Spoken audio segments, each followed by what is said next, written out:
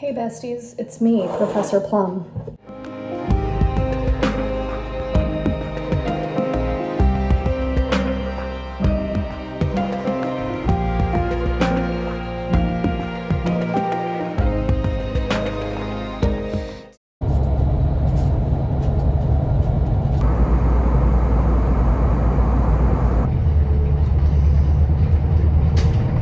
I will update you on the job tea.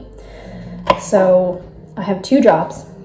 I am working at a hostel where I am also living, and I absolutely love it. I just get to do domestic tasks, which are my favorite kind of tasks, and I get to be left alone, which is my favorite way of doing tasks. It's really nice because it's like things you would have to do in your home anyway, but you get to do them as your job. So, and you live there, so it's directly benefiting you because it's like cleaning the kitchen and the bathroom. I have to do that regardless. So, pretty nice. My other job now, which I quite like, is working at a coffee shop. Very cute, very nice. I haven't done much there yet. I'm still learning, but just it's very calming, very sort of straightforward work. You're not messing around trying to wait tables and keep track of people after they've ordered or before they've ordered, you know. Just they come up to the counter and they say, this is what I want, and then you say, okay, and then they go far away from you, which is very, very nice. Before that, I worked at a toy store in a mall, and I went for 3 shifts, and I've never quit a job that fast. I've never quit a job without 2 weeks notice either. But I had misgivings at the interview, and I should have just said, I just don't think this is like great for me. I don't want to do it. I want to go home. Like, I can't take the pressure of it. But I was like, oh, it'll be fine. I'm just being a Nancy. And that was not the case. I should have listened to Nancy. She knew what was up. It wasn't anyone's fault that I hated it. Like, everyone was so nice. I've never really worked like a true retail job. And I now know that I never will again. I just absolutely hated it. It just seemed very, very Sisyphus vibes, like, what am I doing? This is just, it's never gonna end. Everything we're doing is pointless. Why am I restocking these shelves? Why is everything made of plastic? Why is the lighting so fluorescent? Why is my uniform so ugly? I felt absolutely awful, like saying, hey, I'm so sorry I have to quit. Because, you know, they wasted all this time onboarding me and interviewing me, and of course it's Christmas and it's a toy store, so they're short-staffed and they need help. But I just was not the vibe. So if you're watching this, this is a sign to quit your job. So anyway, that's what I'm doing now. I work at a hostel and I work at a coffee shop. And they are both very calming atmospheres. And that is quite nice. Why am I cutting? I just cut up a hole. I've just been doing this mindlessly. What am I going to do with all of these? That's the other thing that happened. Hang on. I can't flip the camera around. We got all these free peppers from Tesco. Like this is a visual, but this is not even the sheer amount of peppers we have. We have so many, and it is so overwhelming, and we don't know what to do with them.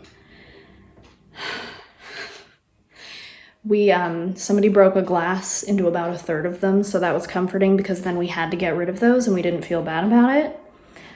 But we still just have so many peppers.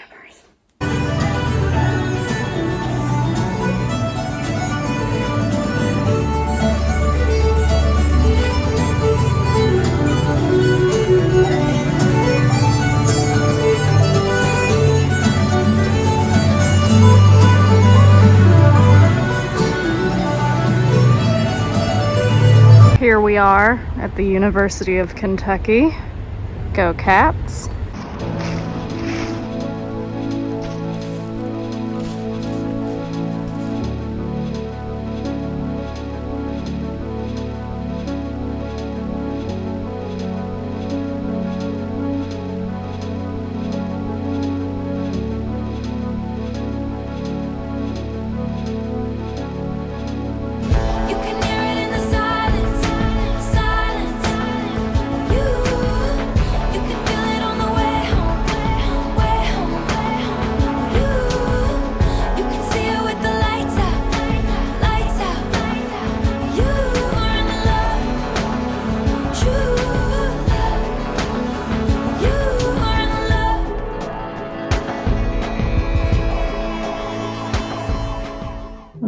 I want to make sure you can't see me cutting this pepper open really badly and incorrectly.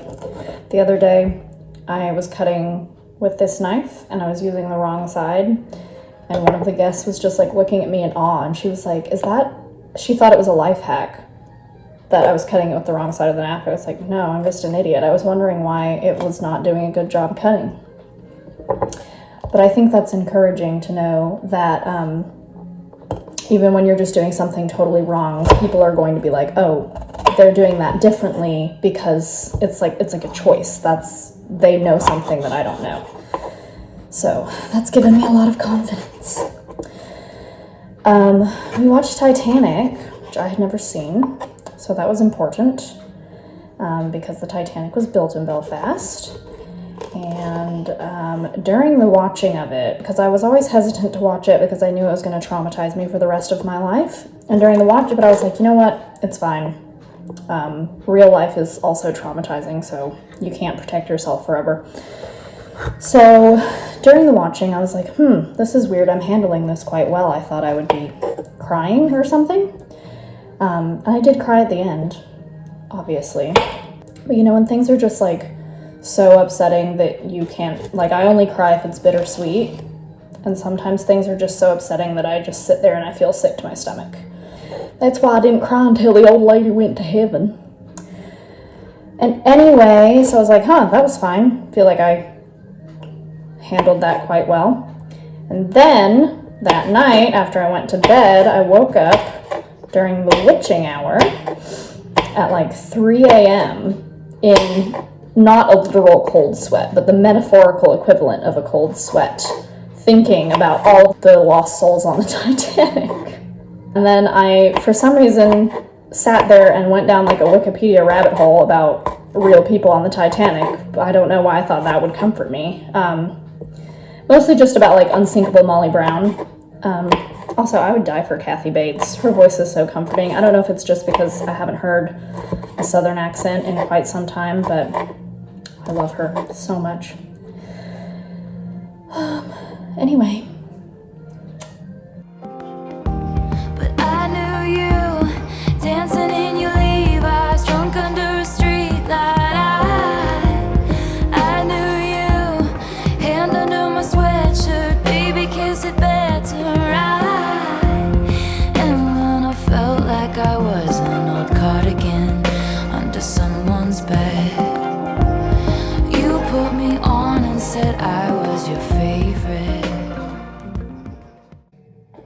I know you're not going to be able to see my head in a single one of these. The other day, I went to Enniskillen. I actually did the whitest thing that anyone can do, which is track down my Irish ancestry. Because Enniskillen is in an area called County Fermanagh, and that is where the Maguires are from, and I always grew up hearing like, oh yeah, the Maguires were like Irish royalty, like, we're from County Fermanagh, and I was like, oh, that's fun and zesty, and lo and behold, it's in Northern Ireland, and it's like a 2-hour bus ride from here. I think the boiler just came on. So, okay, let me back up. Before I ever came here, before I had the job at the hostel / the living situation at the hostel, I was looking at subletting on, there's like an app called Spare Room. You can just rent a room in someone's house, and I was like, I don't know where I want to go, and I was like, I'm going to go to the home of my ancestors. So I found a house in Enniskillen, and I was like talking with this lady about like, hey, can I maybe live in your house? And she's super nice. And she was like, well, you really have to have a car because I live out in the country, so if you don't have a car, it's not going to work. But she was like, hey, if you're ever in the area, let's go eat dinner. Like, you can always come and stay at my house anytime. Like, she was just so nice and so kind. And that is something that I have found being here. I just feel like everyone is so generous, like genuinely, you know, like genuinely helpful. And if they say they're gonna do something for you, they mean it. And just like offering you rides, and the best, absolute best. So anyway, I was like, I had a day off when I got here, and I was like, oh, where do I want to go? And I was like, I'll go to the land of my sojourn, or my ancestors, and I'll see if she wants to hang out. And she was like, oh my goodness, yes, like, do you want to come over for a roast dinner? And I was like, yeah. And then I actually didn't have time to come over for roast dinner because the last bus back to Belfast left at 6. But that's okay because we got lunch. She bought me lunch. We got coffee. And then she was like, you can just come down for a weekend sometime, and we can do like, because we really didn't have that much time. And we can have more time, and we can go on nature walks, and we can go to Enniskillen Castle where the Maguires lived, and she's also a Maguire. It was a fun time. And I'm gonna go back. And I'm gonna reclaim Enniskillen Castle for the Maguire clan because I'm the rightful heir to the throne. But I knew you'd linger like a tattoo kiss. I knew you'd haunt all over my what ifs. The smell of smoke would hang around this long. 'Cause I knew everything when I was young. I knew I'd curse you for the longest time. Chasing shadows in the grocery line. I knew you'd miss me once the thrill expired. And you'd be standing in my front porch light. And I knew you'd come back to me. You'd come back to me. And you'd come back to me. And you'd come back. And when I felt like I was an old cardigan under someone's bed, you put me on and said I was your favorite.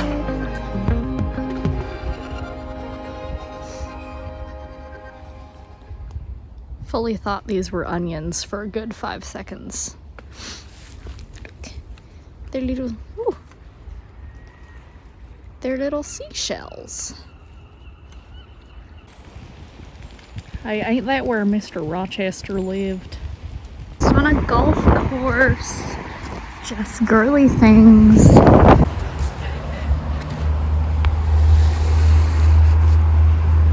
Ah, my AirPod. Hey, do y'all want some Grand Sax Bowl John?